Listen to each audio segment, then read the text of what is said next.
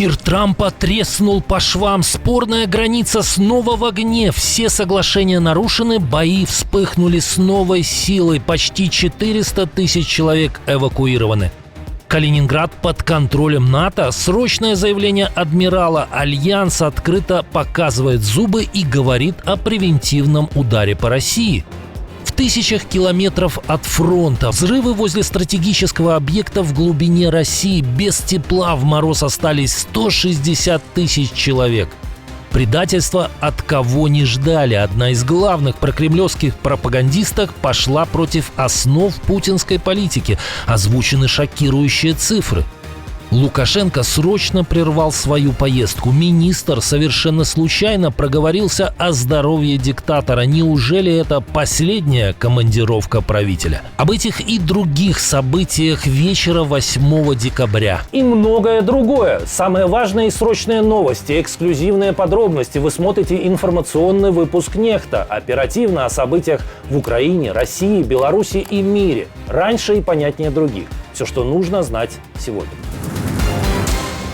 А начинаем с важной новости. 2 российских пилота больше не будут бомбить Украину. Экипаж погиб не во время полета, а прямо на авиабазе. Пилот и штурман были в самолете, который находился в укрытии на стоянке. И СБУ или ГУР здесь ни при чем. Во всяком случае, пока об этом неизвестно. Как сообщает канал Fighter Bomber, произошло несанкционированное срабатывание системы катапультирования. В результате оба летчика, цитируем, получили травмы, несовместимые с жизнью.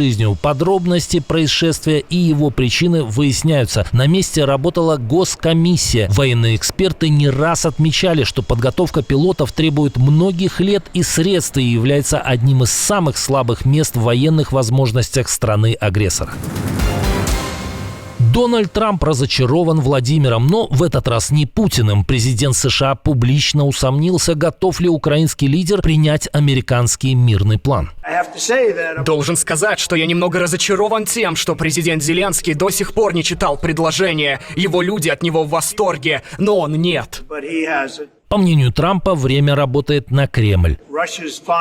Россию это устраивает. Россия, знаете ли, я думаю, предпочла бы заполучить всю страну, если подумать. Но я не уверен, что Зеленского это устраивает.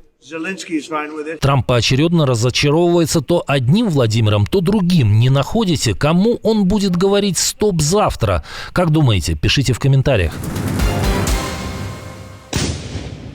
Тем временем мир, установленный Трампом в другом регионе, продержался недолго. Спорная граница снова в огне. Все соглашения нарушены, бои вспыхнули с новой силой. Таиланд начал спецоперацию и ударил по Камбодже. На границе снова рвутся снаряды. Перемирие, подписанное при посредничестве Трампа, фактически перестало существовать. 385 тысяч человек эвакуированы. А ведь всего несколько недель назад президент США торжественно объявил об историческом урегулировании конфликта.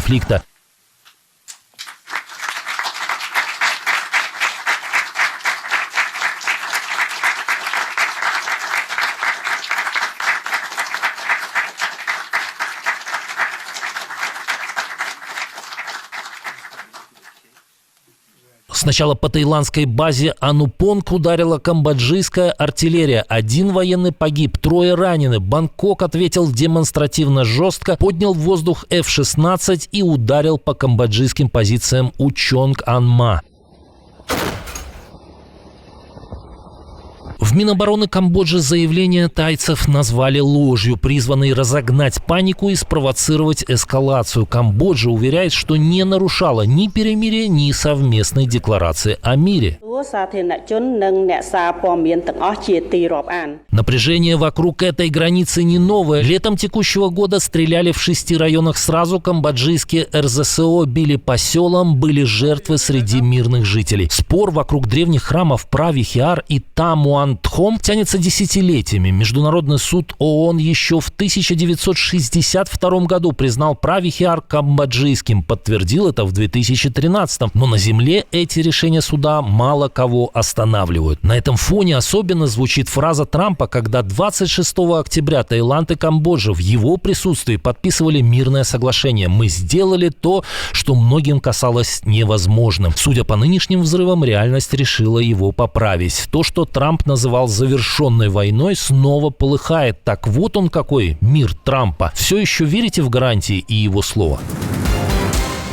Взрывы в глубине России в 5000 километров от украинской границы. Гремело в Красноярске прямо у местной ТЭЦ. Жители слышали как минимум 2 мощных хлопка, после чего над районом Солнечной улицы поднялся столб огня. Официальные источники уверяют, горела не сама теплоэлектростанция, а боксы и грузовики возле нее. Подтвердила ЧП и местная МЧС. Пожар охватил впечатляющие 850 квадратных метров, уничтожены 4 машины, пострадавших нет. Причины инцидента не называют.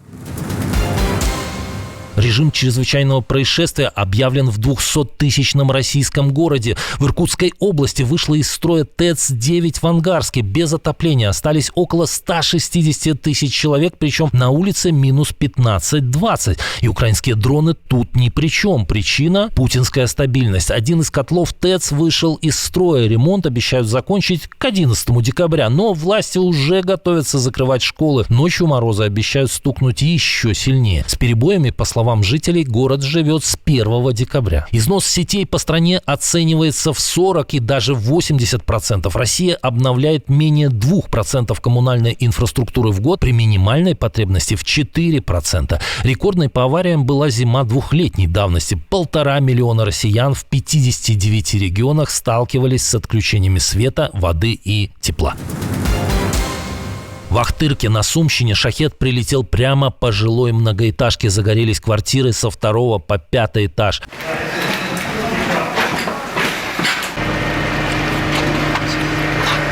По меньшей мере 7 человек получили ранения.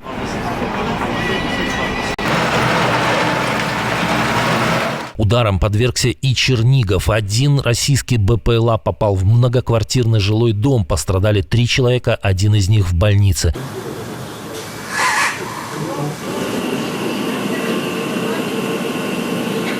В Днепропетровской области в результате обстрелов погиб 1 человек, 5 пострадали, среди них 2 ребенка. Лукашенко внезапно прервал собственное большое турне, и причина, похожа, в его здоровье. Базу сдал один из самых приближенных чиновников диктатора. Министр иностранных дел Беларуси проговорился, почему маршрут вдруг сократили. Узурпатор вернулся накануне после 12 дней непрерывных перелетов. Кыргызстан, Мьянма, Алжир и аж 2 захода в Оман. Но мы же понимаем, что наш президент хоть и железный, но он все равно человек. Поэтому нам надо соблюсти еще минимальные вещи, связанные с каким-то небольшим отдыхом для него, чтобы часовые пояса не были слишком такие драматичные, что ли, для здоровья, чтобы была возможность подготовиться к каждой встрече, чтобы не была большая разница в климатических каких-то вещах. Министр признал, составить маршрут было сложно не только из-за капризов стран, которые якобы требовали быть первой остановкой или не хотели, чтобы Лукашенко летел к ним из недружественной страны. Главная проблема – состояние самого 71-летнего диктатора, ведь в турне должны были быть еще несколько стран, но их перенесли на первый квартал следующего года. Даже во время этого турне Лукашенко дважды пропадал на день-два из публичного поля, что породило очередную волну слухов о состоянии здоровья диктатора. Калининград под контролем НАТО. Срочное заявление главы военного комитета Североатлантического альянса адмирала Джузеппе Каво Драгоне разлетается по сети. Российскому эксклаву шлют жесткий, как никогда ранее, сигнал. Западные военные берут Балтику под свой контроль. Часть нашей стратегии заключается в том, чтобы не подталкивать к эскалации.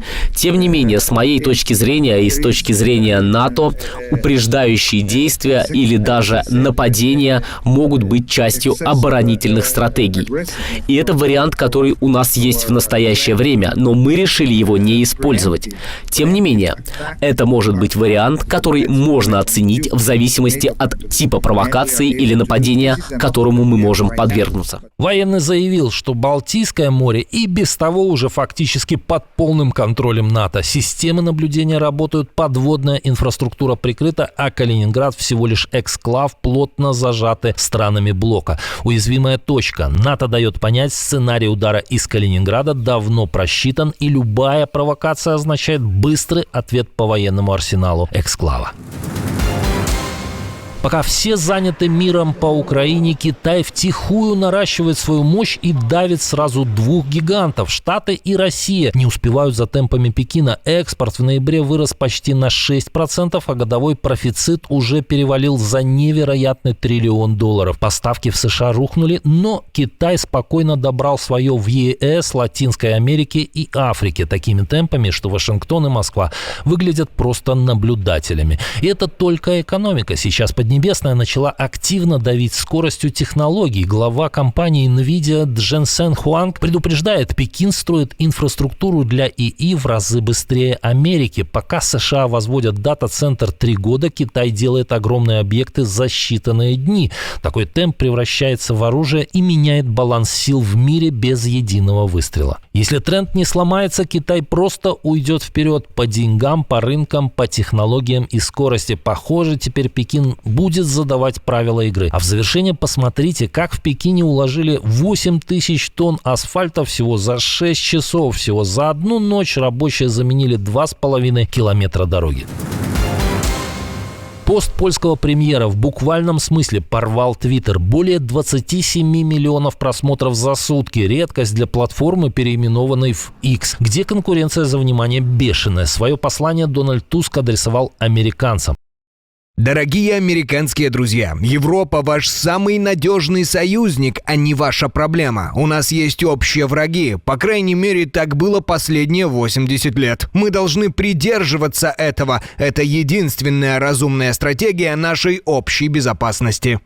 Свою публикацию Туск сделал после того, как в Вашингтоне опубликовали новую стратегию нацбезопасности США. В документе подчеркивается, Европа должна сама усиливать свою оборону, НАТО не может бесконечно расширяться, а Вашингтону важнее стабильность в отношениях с Россией.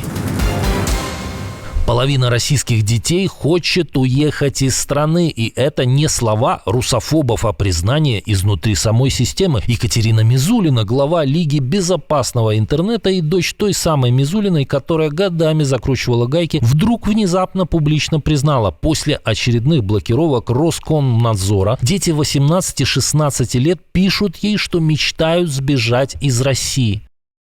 Каждый второй ребенок после решений о блокировке платформ, который мне пишет, говорит о том, что хочет уехать из России. Мизулина говорит о слезах, тревоге и том, что не может пройти мимо.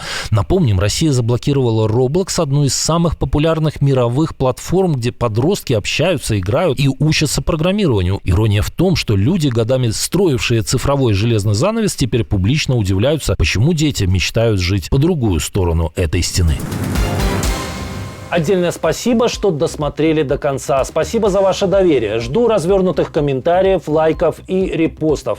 Это важно, чтобы нас становилось больше. На этом пока все. До новых встреч и хороших вам новостей.